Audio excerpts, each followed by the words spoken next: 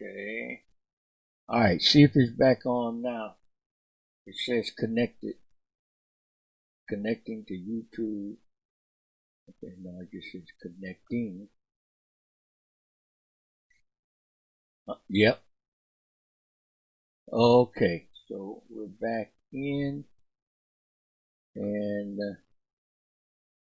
are we back in? Okay, we're not back in here though.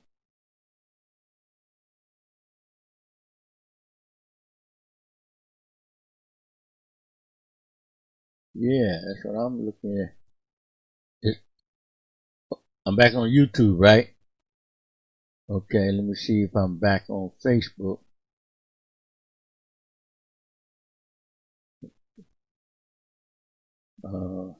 Huh? Okay. Okay, we had some technical difficulty there. Look like we're back in. I'm just checking. We're back on YouTube. Are we back on Facebook? Okay, we are back in. To just now. Okay. All right. Don't know what happened. We had looked like I lost the internet connection, but it looks like it's spotty on even on Facebook right now. I don't know what's going on. All right. Well, let's get back into this so we can at least finish up where we were. Okay.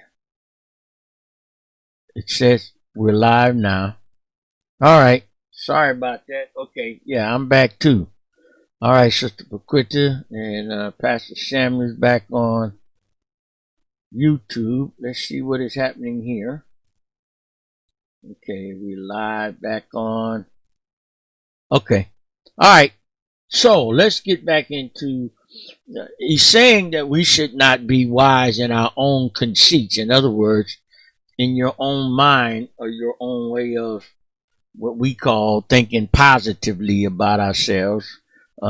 Guess what? You cannot be your own determination of what is what's the word I'm looking for? What is good? You know, you yes can be wise by your own standards. You got to be wise according to the knowledge that God has determined, and by His measure, we measure up to Christ, not up to ourselves, because we're not the measuring stick.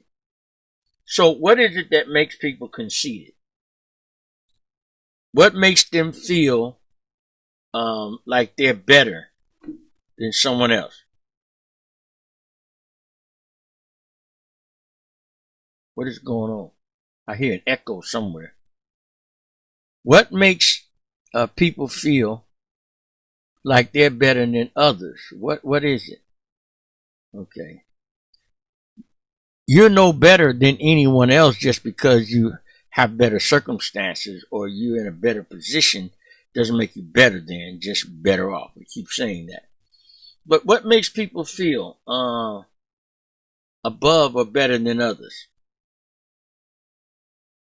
Clothing, mostly possessions, houses, cars, social status, being a member of a particular social group, the job they have, the amount of income they make, how much money they have, their wealth, or whether they're wealthy or poor, their position.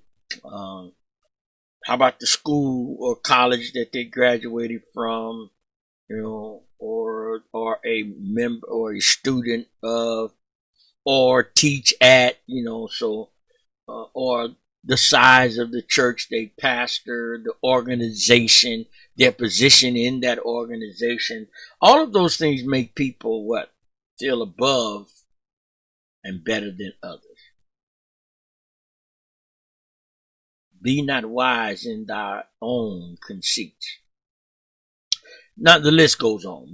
I mean, I could give you an endless list of things that make people feel like they're better than others, and because of their circumstances being a little more improved, they think that makes them better than. That's not true. And so, we must understand, though, that these kinds of attitudes provide a very weak foundation for an individual. Because what happens the moment you lose any of it on any level? Your attitude will change. You start feeling less than. And you put your value only in what you possess, not in who God has made you or who you are because of God in your life. Your possessions don't make you. Just because you can ride around in that car and you think when you're in it, yeah, everybody's checking me out. What are you without the car? What are you without the money? What are you without the prestige? What are you without the position on your job? What are you without the social status? What are you without the title in your church or organization? These are weak and shabby foundations to build your self-worth on or to value yourself by. We must walk humbly. As a matter of fact, we should never walk in arrogance. Confidence and arrogance are two different things. It's one thing to be confident, it's another to be cocky and arrogant and thinking because you are this, that means you something or someone. What are you without all of those things? What are you without that status? What are you without that position? What are you without that recognition or popularity? Who are you really? It is not the possessions that you own or the places in society that you are that make you. As a believer, you must understand that everything you have comes from God, and we're to walk humbly before Him. Because we look not on the things which are seen, but the things which are not seen. Because the things which are seen are temporal, but the things which are not seen are eternal. All right. So the attitude that the gospel requires of us is that of a little child. Let's look at Proverbs 3 and 7. Be not wise in thine own eyes.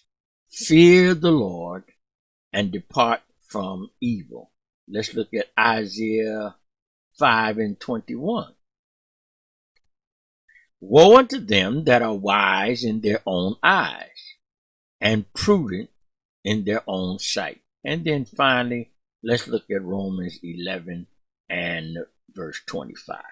For I would not, brethren, that ye should be ignorant of this mystery, lest ye should be wise in your own conceits. That blindness is in part is happened to Israel until the fullness of the Gentiles be come in.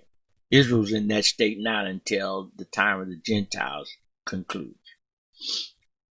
For I say through the grace given unto me to every man that is among you, not to think of himself more highly than he ought to think, but to think soberly, according as God hath dealt to every man the measure of faith. So we're all as good as anyone else. 1 Corinthians 8:2. And if any man think that he knoweth anything, he knoweth nothing, yet as he ought to know.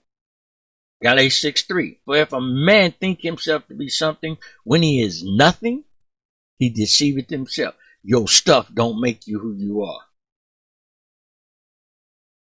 Your stuff. That includes your material things, your social things, your egotistical things. You think of yourself to be something when you're nothing, you deceive yourself. Proverbs 3:7. Be not wise in thine own eyes. Fear the Lord and depart from evil. you mind the same things.